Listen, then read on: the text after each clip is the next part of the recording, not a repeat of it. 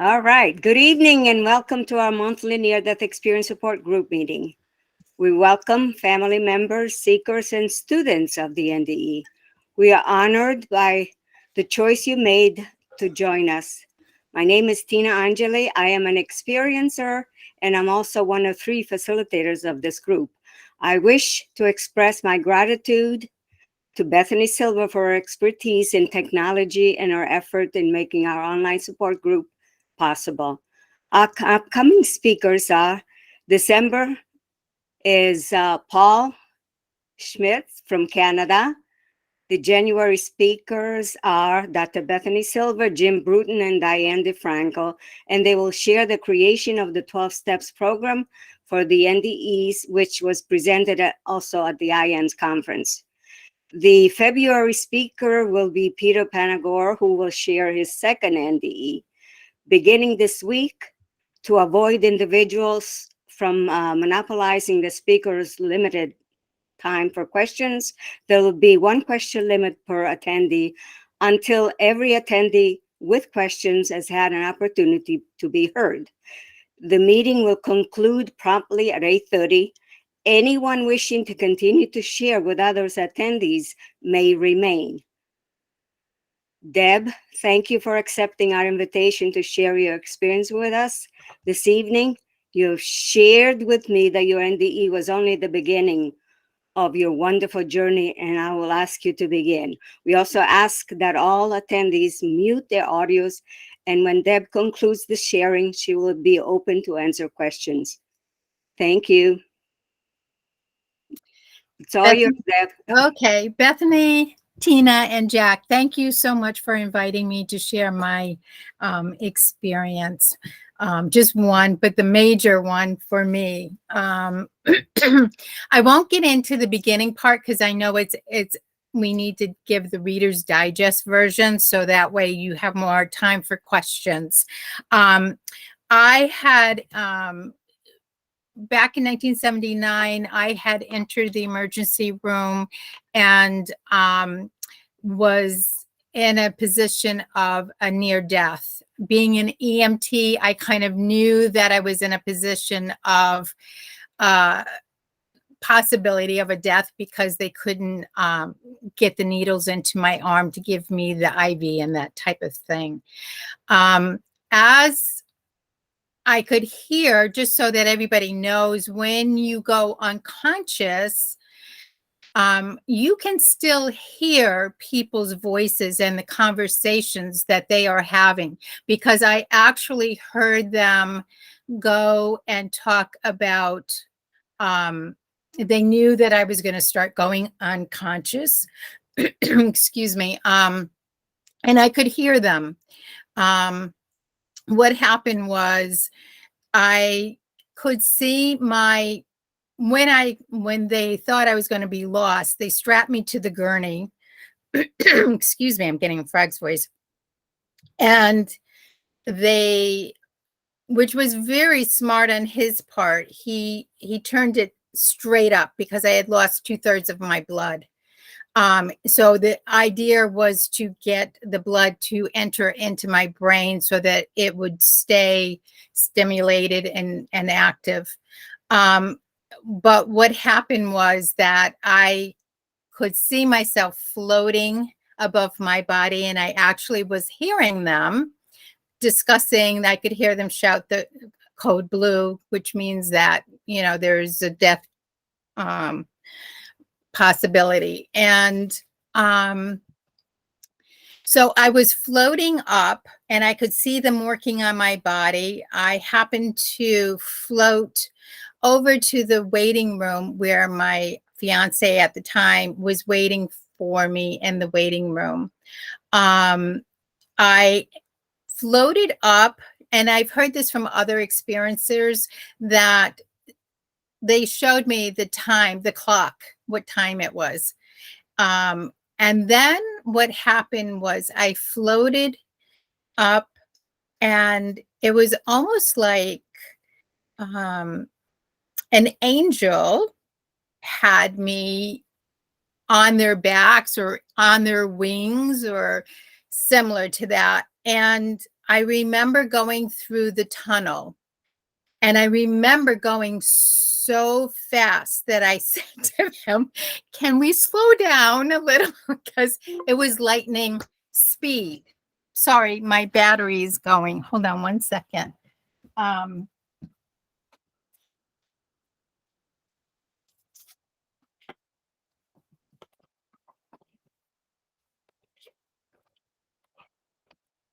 Okay. Sorry. And I remember going through the darkness. It was a tunnel, and I was scared of the speed of the transportation that we were going through. And I could see a light at the very end of the tunnel. As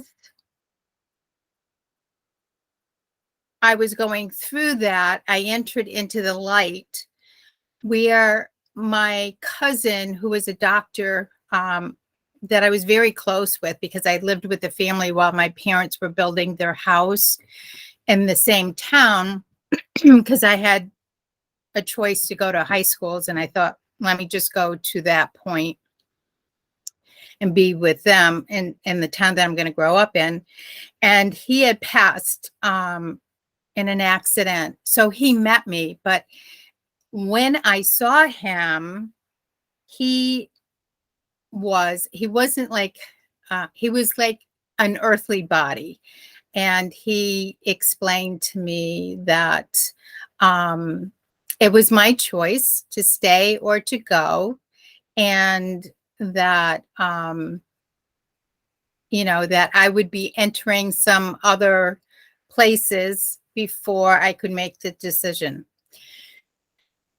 Once I was done speaking with him, I went into this room. It's not even a room.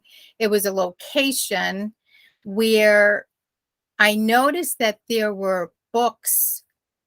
I mean, hundreds of thousands of millions of books. Being a lover of books, I was like, oh, I love this place. I could stay here all day. All the rest, I'm happy right here. But there was shelf after shelf after shelf after shelf, and there was no limit to this. There was no ceiling.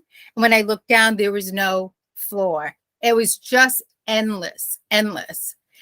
And I was like, oh, I wish I could get up and look at all the books and just, look at the titles and read them. As I'm thinking this, a book from up and top starts to fall. And in my 3D mind, I'm still thinking, oh, it's going to hit me on the head, And as it's floating down, it's coming down, it starts to open up, and then it just goes and downloads all the information into my head, which was so cool. And then it was like all of them started doing the same thing. So I had all this beautiful information in my head. I want to call it the tree of knowledge. It was really a room, it was circular too. It was not like a square or triangle. It was circular, so that it had no, like I said, no ending and no beginning. After I went through that, and of course, I was able to go in and see the divine source. Now, when I saw the divine source, I felt like a very, like one of those little tiny ants. And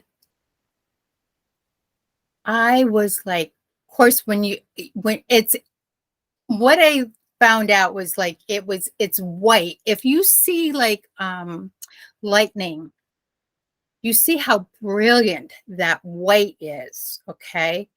That's like the color that it was. And it was massive, beyond any tallest building you could ever find. It was endless. Again, it was endless, like that room that had all the books. And it would wave and it would go like this, left and right, left and right. And at first I was kind of scared. I remember being scared because of the massive size of this. And then after a while, I think what was happening is it had to raise my vibration in order to be, because from what I understand is that in order to raise our vibration to be around the divine source, you have to go through this process, because otherwise it would just be, we couldn't handle it. Our physical bodies, our consciousness would not be able to handle the light and the information, because light is information. Okay. The more information you have, the higher the vibration. And I think that's the reason why I had to go into that room in order to be with the divine source. After the whiteness, it turned into this beautiful golden color, golden, they talk about the golden rays. That was also the divine source. That was the healing. My understanding is that was the healing that was being present, taken over, and giving me healing for my issues that I was going through. And I was given a choice. Now, mind you, I was brought up Catholic. I went to a Catholic high school. So you're embedded with certain information that did not jive with what I was seeing. And of course, when I was going through the Catholic grammar school, I kind of refuted some of the information that they were trying to tell us. I didn't believe a lot of some of the others, the things that they were trying to teach us. So not knowing, I found him to be energy, and I call it a him, but there is no him and there's no her. It's an energy source, and it's constantly moving left and right, left and right. And after, I did not know about chakras at the time. Later on, while I was doing my search, my journey through educating myself, I found out about the chakra centers, and it made sense to me. Then I remembered that it is, when they say we're made in the likeness of him, the energy centers are the divine source. That is what is within us. So when they say we are made in the likeness of him, that is because we have the energy chakras that are within ourselves. When there is conception, there is a light that when the egg and the sperm meet, and that is the divine source coming into us. So I had made the choice to come back because my mother was going through a very difficult divorce, my parents. And I did not want my fiance to have any karma, which at the end of the road, you can't escape that. There's laws of the universe that you just can't change them. So, I actually came back, and when I came back, I had told the doctor, and the doctor had said, the surgeon said, well, this isn't the first time I've heard of this. And so everything was fine. When I said, I had met the divine source, he said, well, I've heard other people say the same thing. But when I started to tell people what had happened to me, they were saying, well, they must have given you some powerful drugs that you had this experience with seeing this vision. So you learn to clamp it down. And because it was 1979, I did not talk a whole lot about it because people were thinking you are crazy, girl. And I would be like, okay, but I'm not, you know.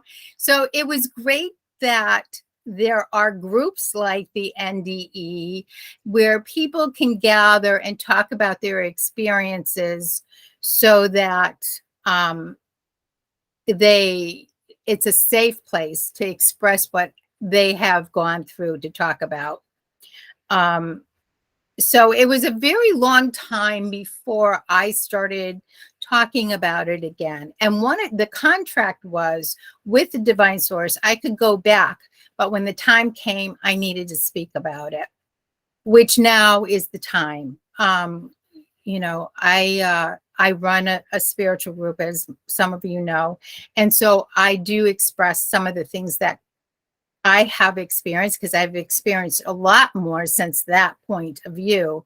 And I think it's because I worked on my vibration and work on my issues, so that way I can allow, like, work on your belief systems, work on your conditioning, so that way you're open and understanding how everything works with the universal laws.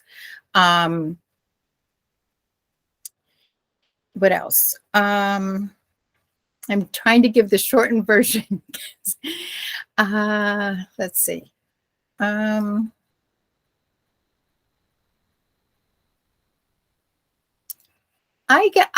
far as the near-death experience, I would say that is my near-death experience. I have had other mystical experiences. We are through meditation, and I think I was talking to another gentleman, Dana, where meditation allows you to experience some other,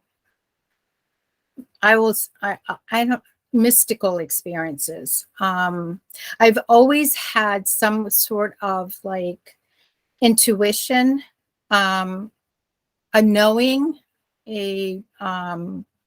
where I would have dreams and it would come true. I could walk into a room. I could feel, if when I was a kid, that there was a family that had a fight, and I could feel the energy in the room. And I remember turning to my friends going, "Don't you feel that?" And they said, "No, I don't feel that." But the heaviness of the energy I could feel. I have had where spirit has entered my body through a meditation, and sat in my my root chakra. Okay.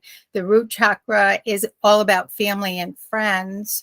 And so I knew it was somebody from my childhood, a family member or a friendship from a child. And I believe going through that near death, because the near death opens you up. My Kundalini was awakened. So I have that ability to feel different things. And so when I read in one of the Facebooks, it was my ex-fiancé that had passed, and he had actually come through my spirit, and while I was meditating, and then he released himself. And went back. And I remember asking somebody, because I said, it was kind of, at first I was like, I'm not sure about this. Spirit entering my body without my permission. But come to find out, it was my high school fiance, and he had passed. And what was happening is he was having a life review while he had entered the body. And so it was very interesting how that all came about. When I talked to somebody else who channeled, they said that that's what it was. And so when I was in a place of love. We say, I was expressing my love for him and thanking him for the relationship that we had and that type of stuff. So it was very a great experience to have, because I was able to help him with his life review, give forgiveness for him so that he could move on. And he, obviously forgave me for whatever stuff that I had done. So it was a closure on that death process. Other than that, there's so many experiences that I've had that, and a lot of them were through the meditation. I will tell you that if you are meditating, you are connecting with the divine source, and you will have experiences. If you are not afraid and you've worked on your fear, you have worked on your belief systems, I think that anyone can actually experience some of these things. I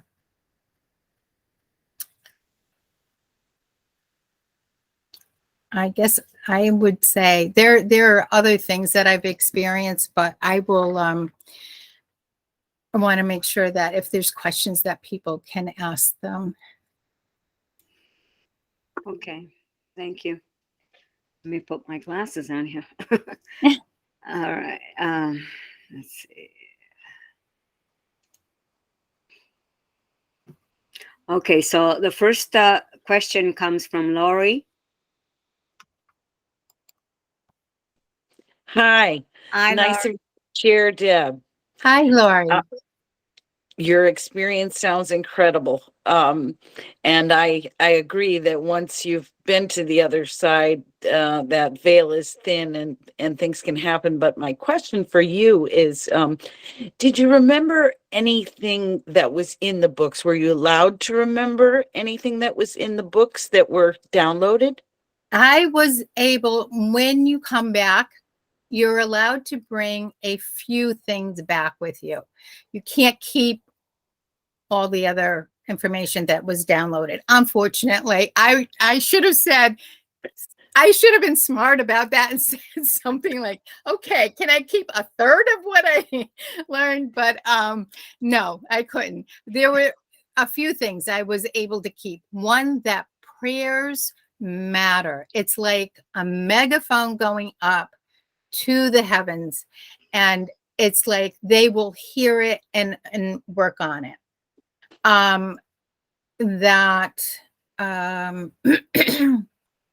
There's a couple of other things, like when somebody passes away, because I noticed there would be right after, they would send somebody who had lost a spouse or a child or something.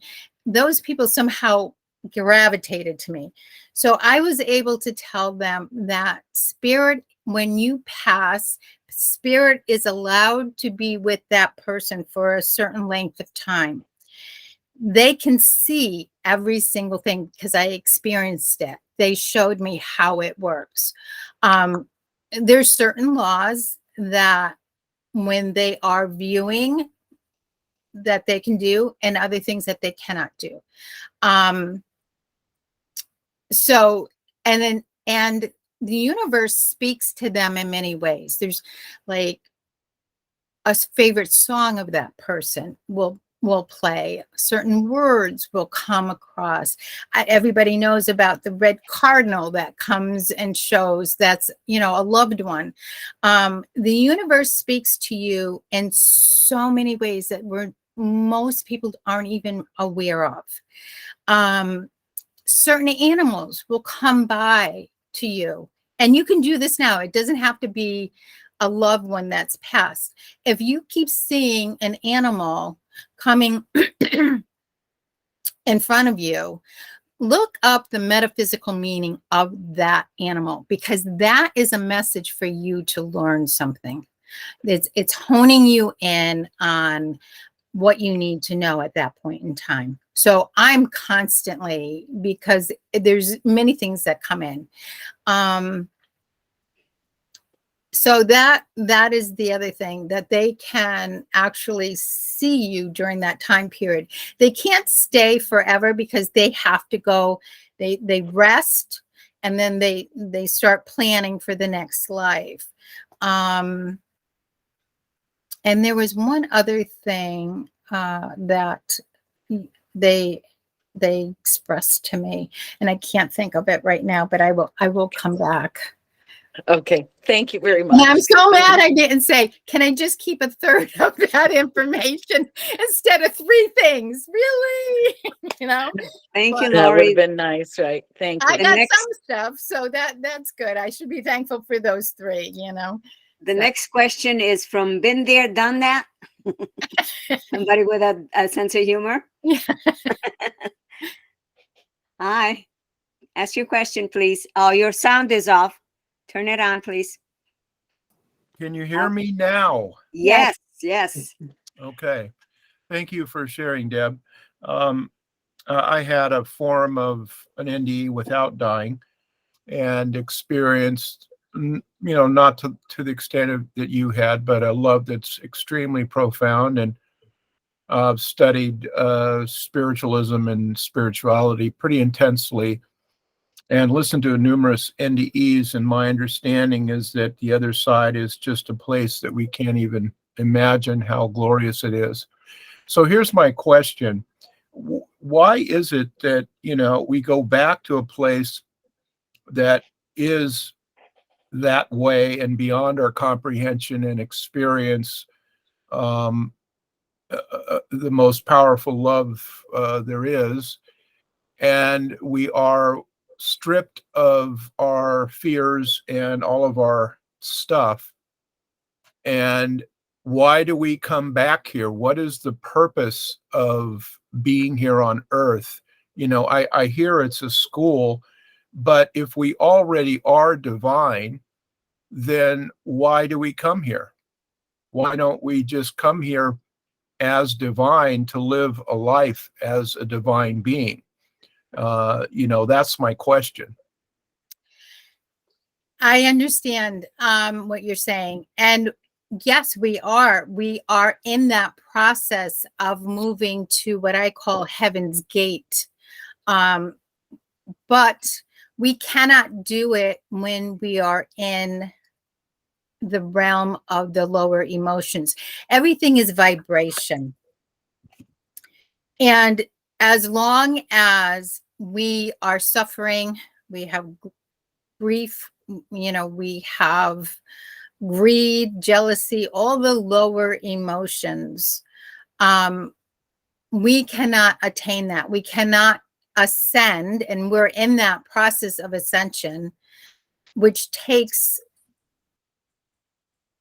thousands of lives in order to evolve. We're in the process of evolving, coming to, there is, everybody knows about the subconscious and the unconscious and the conscious mind. What we are trying to do at this point is Jesus Christ came to this earth to teach us that it is possible in a human body to attain the Christ consciousness or the super consciousness. The super consciousness level is a place of where that love, that unconditional love, where we're not living on, I'm going to give you something, but I expect something in return. It's nothing like that.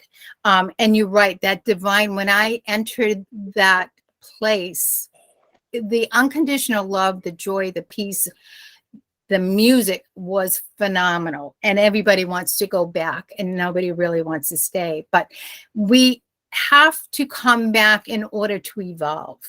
And we have to get to the point where I really truly believe that people are going to start coming into that super consciousness level where we won't need police officers. We won't need, because we're not going to be micromanaged or told what to do, because everybody knows how to act in an unconditional, loving environment.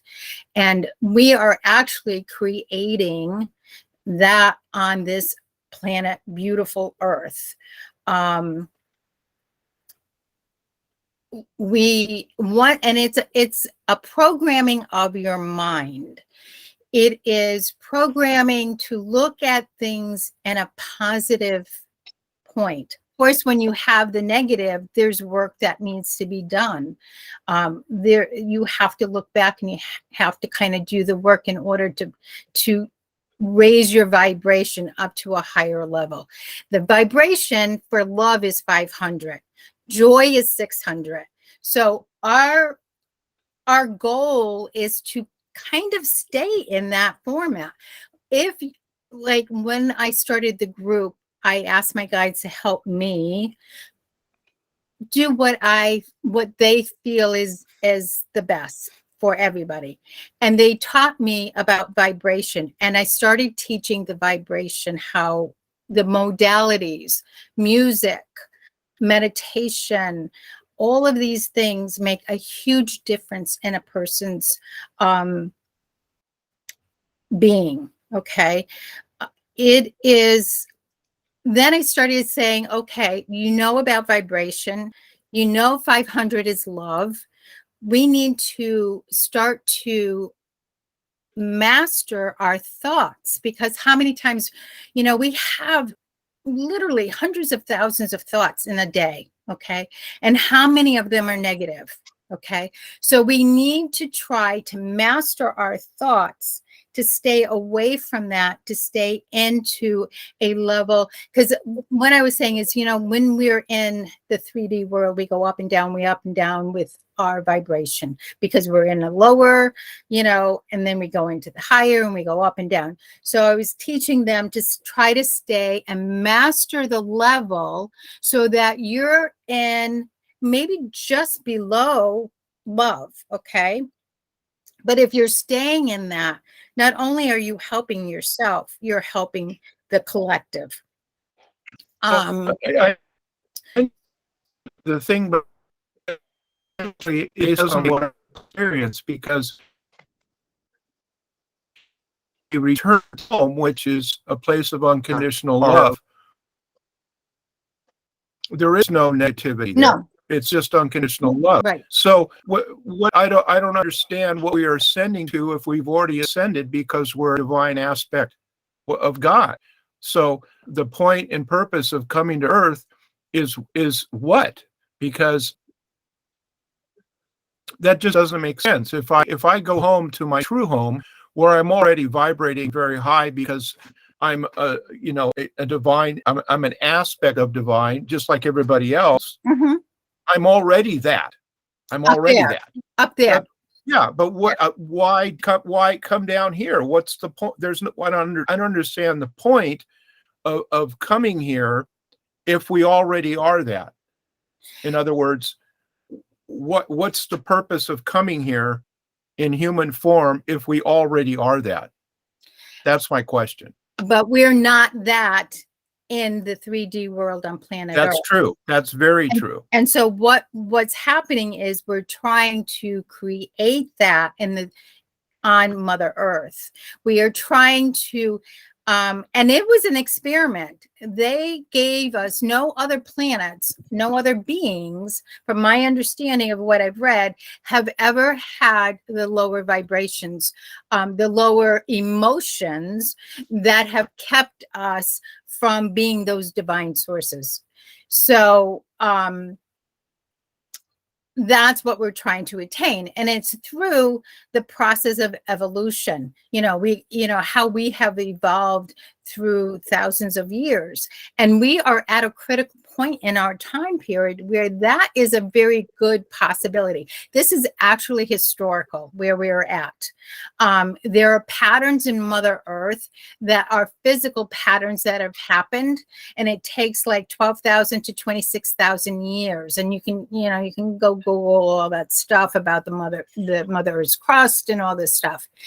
The warming is not, it hasn't, like, this isn't the first time it's ever happened. So we are going through this process, and supposedly this is the first time it's ever happened where we are actually going to receive that light and raise our vibration pretty high. They are looking at a majority of people to be able to come close to enlightenment.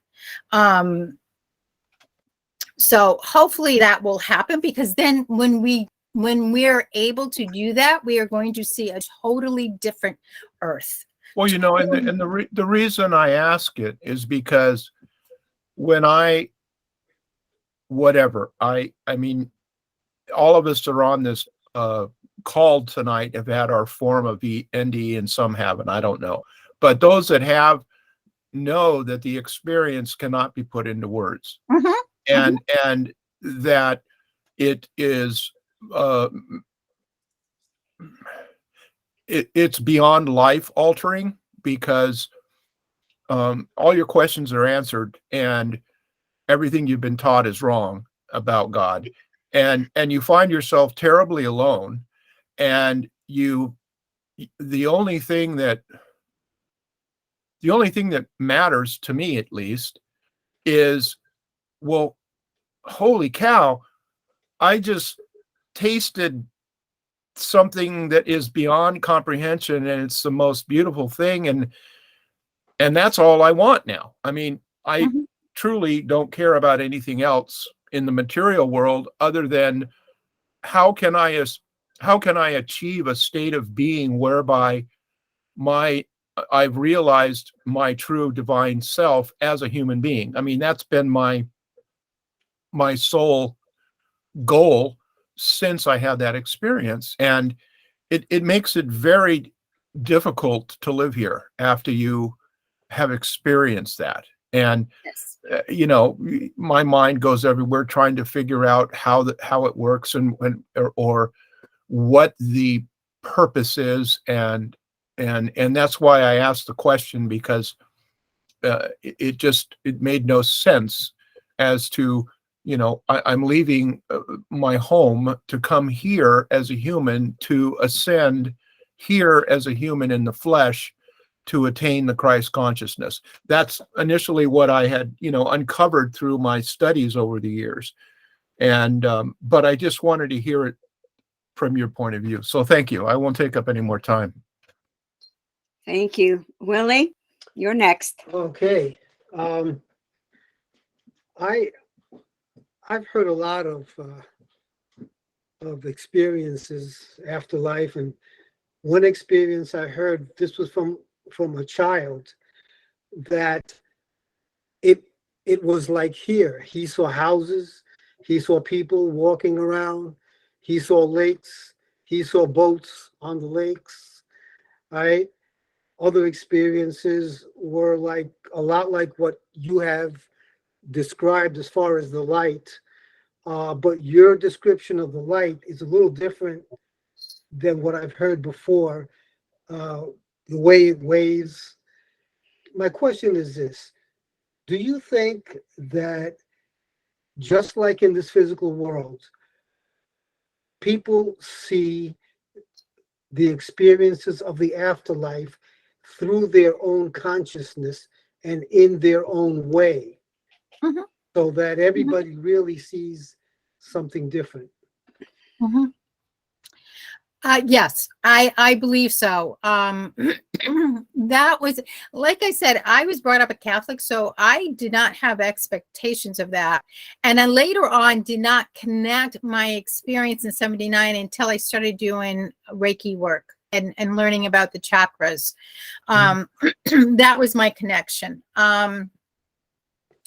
And yes, it is different because we're all sent here. We all have specific skills and purposes on this earth. This is my thinking. You can take it or leave it. All of anything I say, you can take or leave. That we come here for a purpose, and we're like a puzzle. My piece is going to fit in with another piece, and eventually we're going to create this picture of how it should be. But I can't do it by myself. You can't do it by yourself. We need each other to be able to utilize our skills and our knowledge and our vibration in order to make it happen. So yes, and my understanding is that the kids coming into this world today will have the memory of who they've been before. Interesting. And so like kids might say something to their parents like, oh, I remember in my other life that, this and this happened. Don't poo-poo them, because it's actually happening. I've heard other parents say this to me, that they have heard their kids say this stuff. So we are evolving. It's just a process that we have to go through. And that's my, like I said, it's my belief system. So I delved into it very deep after I started having some other experiences and nights of the soul and type of stuff, because I've had so many experiences.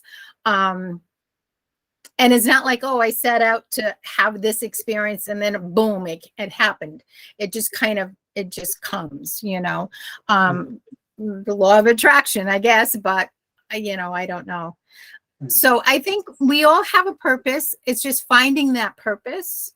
A lot of times what happens, it's through some hard experience that once we go through it and can find the opposite end of it, that's where we need to be.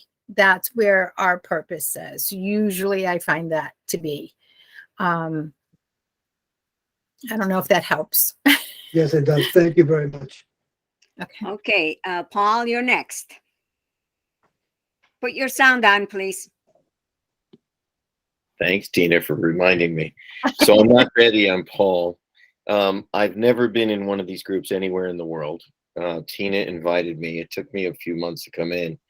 Deb, your story is very interesting to me. Were you in a hospital in Connecticut? Yes. I was in a hospital in September of 2000 in Denver. And my situation, I'm going to ask a question, but I just want to share something. My situation was, I was poisoned during a surgery and some bad things happened. And I'll share about that, I guess, in a couple of weeks. But my question to you is, your veins collapsed, so they couldn't get medications on board? Yes. Eventually they had the nurse try, they had the person who draws the blood, I forget the names, tried to do it. They couldn't do it. Finally, the doctor came in and used one of the needles that I think they try to avoid because it's painful. Yes. And they were able to get the blood, because I had lost 2/3 of my blood, so that they were trying to get the IV and get some blood into me. And I'm going to ask, I guess you're limited to one question, but I had a compound question. Is that allowed, Tina? I don't want to break any rules. If it's wrong, I'll wait. I'll wait. Is it okay? Thank you. Thank you, Paul. Okay, so the next is Greg. Greg, you there? Hi. Hi. Hey, and my wife, you can't see her. She's on the other side, but I'm right here now. she's right there. Hi, She had something to say, and then I guess I was gonna I'm Jennifer. remark about something. Hi, Jennifer. Go ahead, Jen. So I don't know if anybody's interested, but you guys were talking about kids recalling past lives, and there's this documentary on YouTube. Well, it's different episodes. It's called "The Ghost Inside My Child," and it's just the parents tell the stories about how their kids like just have all these memories. And this one kid, he was afraid of fireworks, But it turns out he was like fought in World War II, I believe it was. This is a while I would watch this, but if you're interested, it's really fascinating stuff. But I mean, I believe it in the past life. I believe in reincarnation, and so but it's really fascinating. So the way this whole thing about hey, why are we so perfect up there? Why are we even coming down here to Earth then? And like if we're already like divine and all that great stuff. I almost kind of feel it like it's like discovery is fun, if that makes sense. When you know everything, what's there to discover or grow from? When you're perfect, so it's like almost imperfection in a way, kind of like makes things interesting and fun, and we're just kind of enjoying a little bit of a trip, and sometimes that enjoyment is painful, and that's part of the fun. So yeah. Yes. I think if we were allowed to do that, I would have brought home that whole bookshelves of books with me. So obviously there was a purpose why I could not bring all that, because I would know everything and come onto this earth. And then for me, my lessons probably would have been none because I would have known them. You know what I mean? So I agree that through experience, and it's like somebody can tell you something, but if you experience it yourself, you remember, and it's like the stove. You don't put your finger on the stove after you've learned that it burns physically. So I think that is part of that process. And because we're in the 3D world, we have to learn. The other thing is that when we come down here, we have all our senses. When we're up there, we're all loving and all that stuff, but they don't really have the senses that we have. So it is an experience for them to come to this earth and to help evolve the beings on this earth and Mother Earth. Because Mother Earth is, pardon? We don't have senses up there? Like we don't have, what, really? Like we don't see, hear, touch? They're not in the way that that we feel them. It's a different it's dimensional, so it's not in the same sense that we experience it here on this earth. It's a knowing with them, you know, that yes, they can see us, you know, when somebody passes, they can watch us, you know, and they just know. It's a different, they don't taste. Obviously, they're not eating. You know, hearing. I noticed that I do have like audio hearing. My smell, I can smell things. Sometimes I could be talking to somebody on the phone and I already know what they're eating. I could smell, or I have a heightened sense of my senses when I came back. That's a good way of explaining. Yeah. Yeah. Thank you. Okay. So next is David, and then is Jack. Okay, yes, Deb, thank you so much for your testimony. I really enjoyed it. I've never had an NDE myself, but I've done a bit of research. I've interviewed a few people, and you said something interesting, because when I hear people describe being in presence of the Creator, they typically use the words light and love. And you said light is information. Did you get a feeling, or do you have any ideas of what love would be?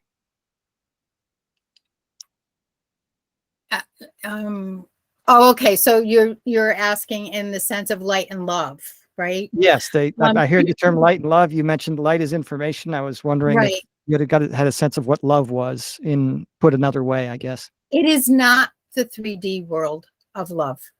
And I will tell you that if you want to understand it, there is a book by Dr. Baer, B-A-E-R. and it's titled Unconditional Love. And when you read this, it will teach you what it is not. And from birth, we are conditioned. It's amazing. We're actually conditioned while we're in the mother's womb. And when you read this book, you will understand what it is not and how we became so, it is not that I'm going to give you something and I expect something in return. Okay. Unconditional love is doing something from your heart, not expecting anything back, not wanting anyone else to suffer. It is just such a beautiful place. And I think once we reach that super consciousness, you'll understand. And you can Google super consciousness. I had handed it all out a couple of years ago when I was teaching prior to COVID, about it. It is a place that, it's not with the lower emotions. It's not the jealousy. It is not, and of course we have to experience that, those lower emotions, because I say it's like a chord. Okay. We have to experience the knots in order to know what it is on the opposite spectrum. We have to experience hate in order to find that love. You know what I mean? So all of these emotions push us. We experience lessons in our life so that we can move along to the opposite end of what it really is, what we need, where we need to go. And that's where I call it bringing us closer to heaven's gate so that we can enter it. But we have to experience, it's a duality world. So we have to experience it. And usually we find out that's not what I want. So I've been there, done that, right? I don't want to go back there. So I'm going to head in the opposite direction so that I can experience something wonderful. And so that's how we move along, Okay, thank you. I appreciate that answer. Thank you. Jack, you're next. I think you'll like that book, Unconditional Love by Dr. Baer, B-A-E-R. It will open your eyes to a lot of stuff. Well, thank you. I'm going to get it. Yeah. Okay. Thank you, Jack. Thank you, Deb, for a wonderful presentation. Really interesting. And thank you for coming to my farewell art exhibition. I have a question about vibration. It's a word and it describes something, but where is it? Is it through your entire body? Is it in your mind? Where is this vibration? Because you talk about raising the level. If you raise the level, where is that happening, etc.? Could you help me understand that? That is a good question. They are doing lots of research on vibration. Penny Pierce has a book called The Power of Personal Vibration. That is very excellent. And it talks about vibrations. I will tell you that a blade of grass, everything in this earth has a vibration. Some more than others, obviously, depending on the matter of the object. And we're learning more and more about theta waves and all the different delta waves and all that stuff. I think it is, it's kind of like when you have an NDE and you don't know how to describe it. It is a vibration within our body. We are made of water. The majority of us are water.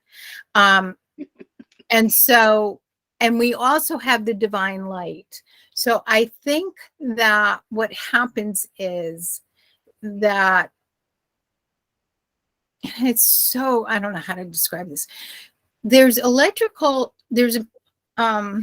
magnetic fields and electricity all around us. So we're constantly feeling vibrations and within ourselves. And I think that as we learn, the knowledge also increases the vibration. Okay. Once we can attain certain levels, but it's like, how do I want to say? It's kind of like, you know, like preschool and school, because we have to learn about the vibration within us. Like it's sort of like it's kind of like the light within us. Like if I go to a sound meditation, and I listen to the Himalayan bowls, okay, they're healing, and you will find that the sound meditation is going to be and will be replacing eventually what the medical doctors do now, okay?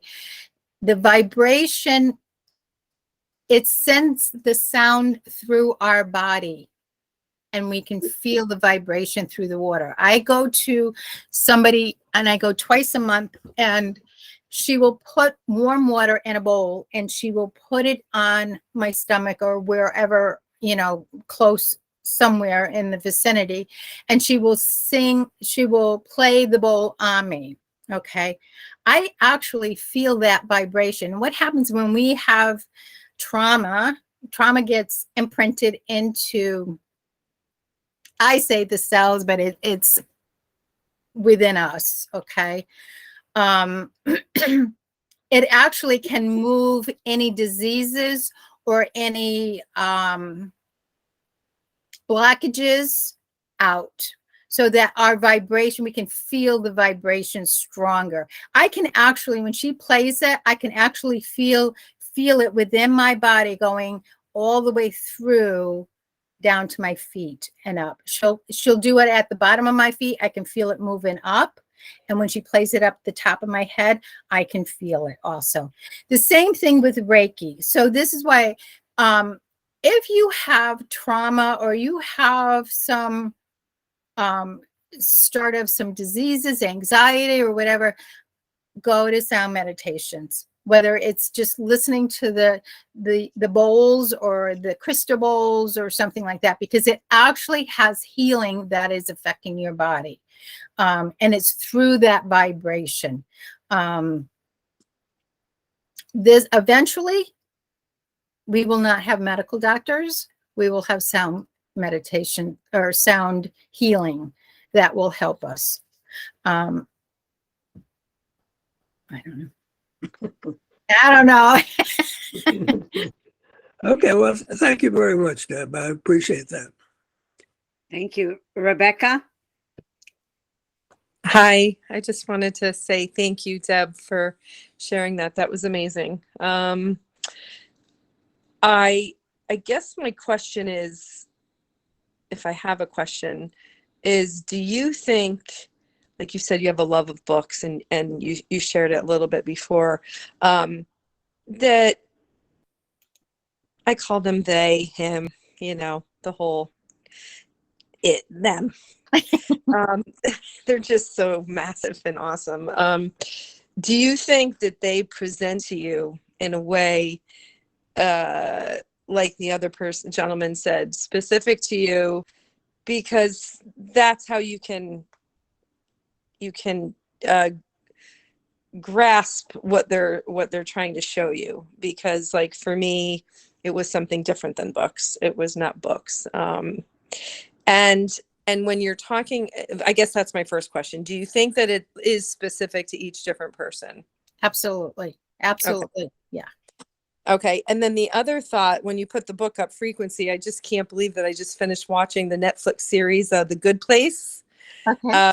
And basically your story, your experience, sharing it, the frequency and the vibration is basically like that man, you know, that's a great question. Why would we have to come back to the planet Earth, which is so hard, especially if you had, you know, whatever your favorite food is, and then you're eating the complete opposite of it when you come back here. Why do you have to come here to do it? And that, just for anyone that hasn't seen it, The Good Place is really good. It actually does talk about basically what you're talking about. I believe, from my experiences, like you, I can relate to almost everything you've said since I was a little child. Even really young memories now, they're coming more and more since my near-death experience.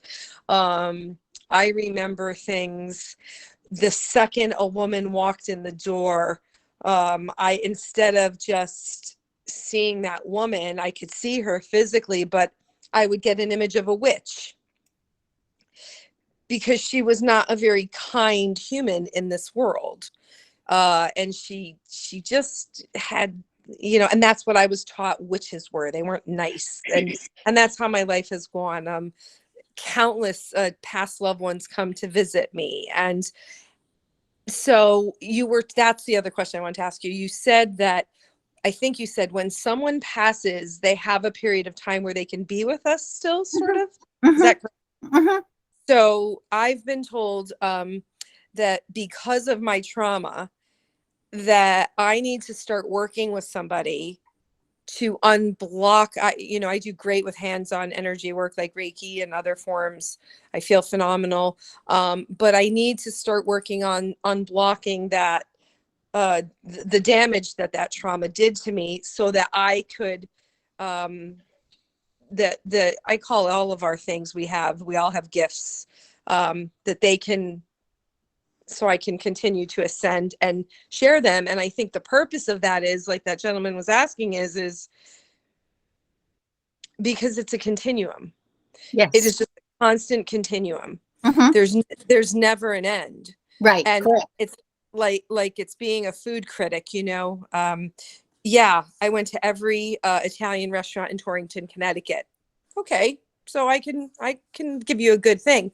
But if I've gone to every Italian restaurant in every universe, in all of the universes that ever existed, for times and times and time, I'm the best Italian food critic that it is. And I'm going to share that with you. And I'm going to help you. Just, you know, what I'm just using that as an example, but it's to make, I don't know if we can eliminate the dark, because I've seen the dark. There is a dark. Yes. You can't have, like, you can't have, like, the good with the bad without the bad. You can't have the happy without the joy, you know, the loss and the grief. So I was told, you know, you can't stay. You have to go back. You have a purpose. Right. And when I spoke with someone here, they said, so basically the biggest boss in the world gave you an assignment and you haven't even started it. And I said, that is correct. I would not put it in that frame. I would say that you have, because you have experienced some of the negative. So I would say you're definitely in the process of finding the opposite end of it. Okay. Oh no, they specifically said you have to write your book. They gave me the name of the book. They said you're going to name it this, and you have to tell your experiences and all your stories. Awesome. And I haven't. I've done a little bit of it, but I'm like, I don't know what's blocking it. And this woman that is like many of us here said, you need to work with somebody to unblock the trauma that you had, because that's blocking your progression, and that's why you're not doing certain things. So I will tell you that one of the things during COVID, I was meditating a real lot, and they would show me the dark versus the light. And in the beginning, it was a lot of dark. Do you want to go? I will tell you, eventually, we are going to be away from a duality world, because the dark is, everything has to come up and rise up so that we can see it and work with it and deal with it. and let it go so that more light come in. That's where the process is right now on Earth. And I will tell you, from a couple years ago till now, it is phenomenal that there is hardly any darkness. So we've all, it's not just you and I, everybody has worked on it. And by working on our issues, our blockages, our conditioning, our belief systems, we are actually moving that up and transmuting it. Because we can never get rid of the energy. The energy is there. We can call, once we start manifesting, we can call in and create anything to come into this world with us. So we're in that whole process right now. We're in that process. We're tearing down all the things that haven't worked for generations, and we're actually in the process of tearing it down, and we're going to start creating a systems that will work for the future of mankind. So don't get hung up on that. The divine source will come to you and tell you, it will guide you, right, Tina? With a 2x4, it will say, okay, you don't have too much time, get moving. And I will tell you, I am also involved with the Manchester Art Association. I don't know where you live, but on Thursday, there is a woman who is coming to talk to us from concept of a book to actually publishing it. So if you're interested, Bethany can provide my information, and I can share more with you. I'd love to connect with you if that's okay. Yeah, sure. I'm in Torrington, Connecticut. So. Okay, wonderful. Right. Thank Great. you. Thank Bethany? You sound? Yeah, I was just finding my button. Very good. Thank you so much. I am so enjoying your talk, Deb, and all the great questions that are coming in. It's yes, it's awesome. And my interest in NDEs, I'm just fascinated by it, and not an experiencer myself, but I think about the recovery process for people who've had an NDE. And you mentioned that yours happened in the 70s when there wasn't a lot of literature out there, and certainly probably not a lot of online support groups for people, right? Or in-person support groups either. And I'm just wondering, when you returned from your near-death experience, did you feel like a different person? And when you were integrating back into the world that everyone expected you to be, who you were, right? What were some of the challenges you had, and what are some of the things that helped you? I would say I brought back a lot of love. I just felt like an exorbitant amount was within me. I connected with, it's like the law of attraction. You've all heard about it, okay? If your vibration is high, you're going to attract people that are of that same vibration. So because I had that experience, I truly believe that I was attracting people who may not have, and they don't have to believe in God, but they just have to be a good person. I hooked up with a chiropractor practitioner, and he had some of the mindsets that I had already experienced. So it kind of helped me integrate back into a society norm of, people were very religious, but maybe not understanding about ways that the divine source may talk to us, or have us experience things. So I had to find ways that could make people feel comfortable. And one of the ways I will say is that when that happened, I noticed that people would come to me who had experienced the death of their brother, their sister, their mother, their spouse, whatever. And somehow I was able to express to them that that I had this experience, and that I know that it is a place of no limitations, you know, a beautiful place of love, you know, the whole thing. And that made them happy enough to put aside the pain and the hurt, the void that's in their heart. Knowing that they're safe, knowing that they're not full of pain anymore, that, you know, that there's this unconditional love that we can't even experience on this earth at this moment. Okay. And I think just being trying to be kind to that person, that it helped them. And so it helped me integrate into that place of where I was, where I want to be, into trying to make somebody else's life better through whatever way I can do that. You know, some people would have questions. I would try to answer that. Some people, but I think when I look back now, that